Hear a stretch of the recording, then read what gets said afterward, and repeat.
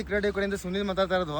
ಇವತ್ತು ಬಂದು Haasan to Mangaluru highway ಅದು ಯಡಿಯೂರಿಗಿನ್ನ ಬಿಫೋರ್ ಬರುತ್ತೆ, ಒಂದು 15 ಕಿಲೋಮೀಟ್ರ್ 20 ಕಿಲೋಮೀಟ್ರ್ ಬಿಫೋರ್ ಬರುತ್ತಿದ್ವು.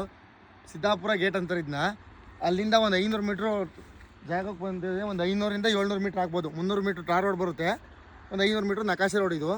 ಈ ನಕಾಶೆ ರೋಡ್ಗೆ ಹೊಂದ್ಕೊಂಡ್ರಂಗೆ ಪ್ರಾಪರ್ಟಿ ಇದು. ಕಾರ್ ನಿಂತಿದೆಯಲ್ಲ, ಈ ಸುತ್ತ ಫೆನ್ಸಿಂಗ್ ಇದೆ.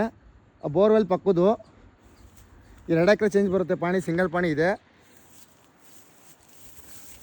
ಕಾಣ್ತಿದೆಯಲ್ಲ, ಅಲ್ಲಿಂದ ಒಂದು 300-350 ಮೀಟ್ರು, ಅಲ್ಲಿಂದ ರಸ್ತೆಗೆ ಒಂದು 300 ಮೀಟ್ರು, 600 ಮೀಟ್ರ್ ಇಲ್ಲಿಂದ ಬಂದರೆ ಇಲ್ಲಿ ಕಾಣ್ತಿರೋದೇ ಪ್ರಾಪರ್ಟಿ. ಒಂದು ಸಿಂಗಲ್ ಪಾಣಿ ಇದೆ, ಕ್ಲಿಯರ್ ಟೈಟ್ಲು, ಜನರಲ್ ಪ್ರಾಪರ್ಟಿ.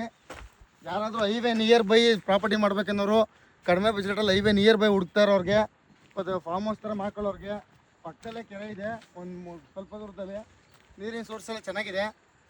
ಆ ಕಡೆ ಈ ಕಡೆ ಆಲ್ರೆಡಿ ತೋಟ ಆಗಿದೆ, ಒಂದು ಕಡೆ ಫೆನ್ಸಿಂಗ್ ಆಗಿದೆ.